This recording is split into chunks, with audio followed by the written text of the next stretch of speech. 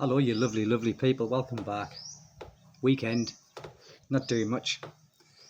It occurred to me because of some people that I've spoke to here, not recently, some foreigners, and when they was expressing to me, because although the Philippines can be, a really nice country, and if you are in a good situation, it can be a very nice time here. But it occurred to me that there is a lot of foreigners here where things haven't really worked out for them, but they're still here. And they might be here because they've sold everything in their own country. The house, or they give up their apartments. They might only have a pension, and they might have spent all the savings here, maybe building a house, buying land for their partners, and what they might have thought for themselves as well. But then it's turned sour. And how many of them are clinging on? How many of them are just getting through, hoping that their situation is going to change for the better? It's got to be quite a lot. It's got to be. I have a sort of an acquaintance. I wouldn't say a friend, but an acquaintance. And I think I've spoke about it in the past, where he hates it here. He hates it, but he's invested too much into the country, where he's spent all of his savings. He's got a pension, but he hasn't got anything anywhere else in the world. And he hates Filipinos. He doesn't even talk to Filipinos. I don't think he particularly likes his wife that much. And yes, he is married. But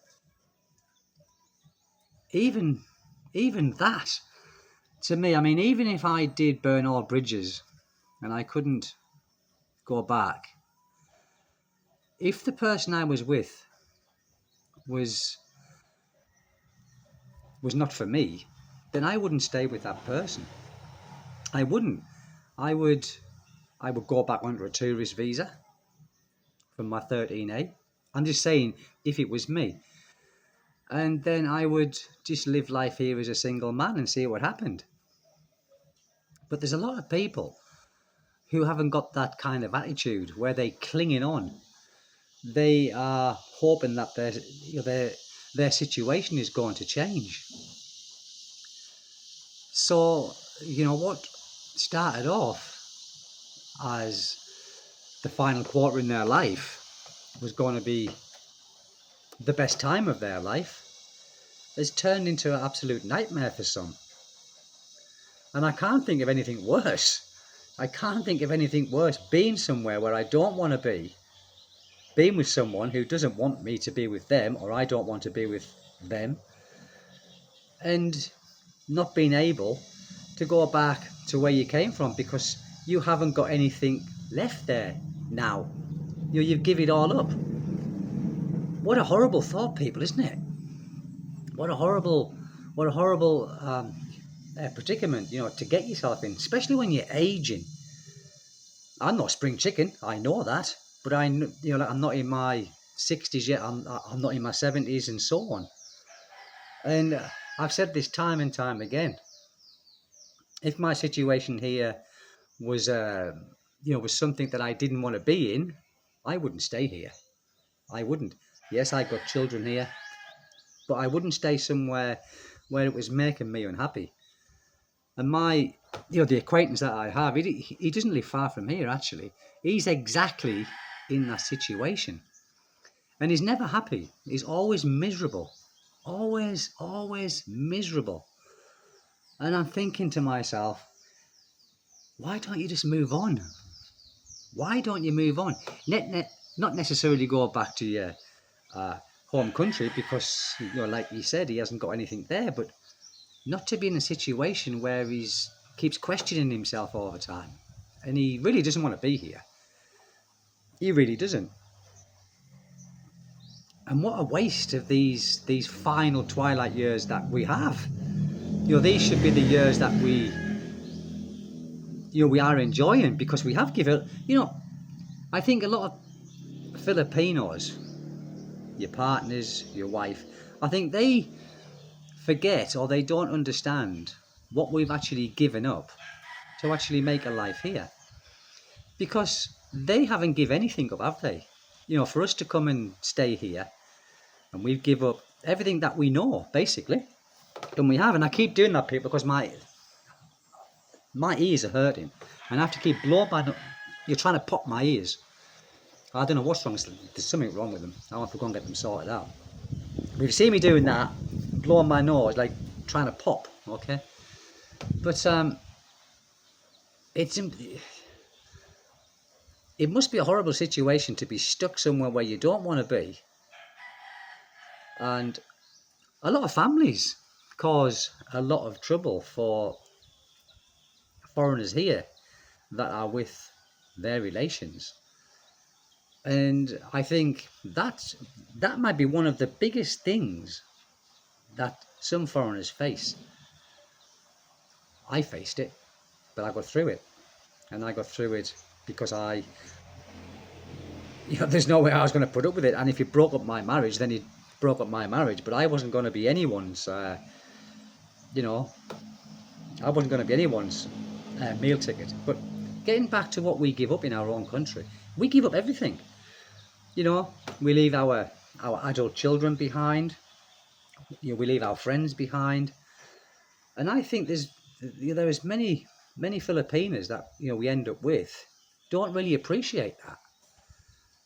I mean, and my wife says to me many times, phone your sons up, and I do. Well, one of them, my eldest one, he doesn't contact me very much at all these days. I think he thinks out of sight, out of mind, and he's got his own life. And it's my second son's birthday tomorrow, and I sent him like a message there this morning saying, "Is your birthday tomorrow, son?" And he said, "Yes, it is, yeah." And I said, I going out, no message back. But we do give up a lot, and I think we find ourselves when we hitting a bit of a bad time. Many of us will be, reminiscing on what we have give up. But nevertheless, progress, isn't it? We all have some kind of regrets during our life, especially the older we get, But, you can't keep dwelling on things thinking, why did I do this? Why did I do that? You've got to fix it. You've got to fix it. And every day that goes past where you are unhappy in being in the place where you are is a day you can't get back. And that day could lead into weeks thinking the situation's going to change. And 9 times out of 10, it probably doesn't. Here anyway. And I think for many foreigners, they become quite isolated, especially when they aren't mentally prepared for things going wrong. Now, like I said before, I am very adaptable. So, I mean, if things went wrong for me, I'm the sort of person, and I have got that mentality where I would just be very sad, heartbroken, but I would just get up, I would, pack my things and I would go. I wouldn't leave the Philippines, but I would leave the situation that I was in that was making me unhappy. This is a problem. People think, I'm too old now to move on. Listen, I love my own company. I really do. Even now that I'm married, with a family here, I'm equally as happy being on my own. I mean, I'm not scared of my own company. I'm not scared of living on my own. I lived on my own in England for a long time. I was living the life of Riley. I could do what I wanted. I was going out weekends. I was meeting, I was living the life of Riley. And would I do the same here if my marriage was to be, if it failed? I don't know. But I would definitely stay in the Philippines. I wouldn't stay in the same province, though. That's one thing I wouldn't do. I don't think, we don't know, but I don't think, me and my wife would ever break up. I don't think there's any reason to. We haven't got, our ideas aren't that much apart where we clash. Yeah, we don't clash. I think I'm easygoing. My wife is easygoing. She's pretty passive, and whatever happens, it just happens. We don't argue about it. We have words sometimes, but nothing serious enough, for me to think, oh God, I don't like it here. I am unhappy. But again, when that happens, you probably find yourself isolated because you won't be mentally right. You'd be thinking, what am I going to do? What am I going to do? Where am I going to go? And then perhaps you won't, you'll drop out of the society here because to be integrated into the society here, you've got to be quite outgoing, and you've got to be prepared to mingle with the people, as if you like them or not. If you don't like them, then why are you here for the start anyway? You can't just come here for a woman alone, surely. I mean, this is a country for me that suits me. My party days have gone, people. It's well gone. But the Philippines is a party. It's a party central, isn't it? I don't mean going to parties, clubbing all the time, but the people like to have a good time. They like to sing. They like to have a drink. Well, I'm like that myself. Not like I used to be, but I can fit into that. I can fit into that community very well. I can really, and I quite like spending time with Filipinos. I do. They live for today, and tomorrow comes. If they've got no money, they've got no money. That's how they are. I think we worry too much about unnecessary things as well. Yes, we've got to worry about money, because we've got to think about tomorrow. The Filipinos have ways and means of earning money. They can chop sticks like they do, or they can do copra, which they do. They've always got ways of earning money. When our money's gone, it's gone, and that's true. So we have to think of that as well. But I just feel how many foreigners are here that don't really want to be. I mean, there's a lot, fortunately, who are here who actually love it here. And they've been here for a lot longer than I have, and I've been here for 9 years. There's many foreigners here who've been here for 20 years, 25 years. But there's a lot of foreigners here that will come here all full of the joys of spring, and then they'll think, this is for me. This is for me. I like this. And then they might go back home, to their home country and sell everything. Give everything away, sell everything. And then they kind of burn the bridges, don't they? But in a way, is that not a bad thing? In a way, thinking, well, I've got to make it work now. I've got nothing to go back to. But I think we all need a bit of a comfort blanket. We all need a bit of a comfort blanket. For me, I don't want to go back to England. It's just not a country that I want to go back to and live in.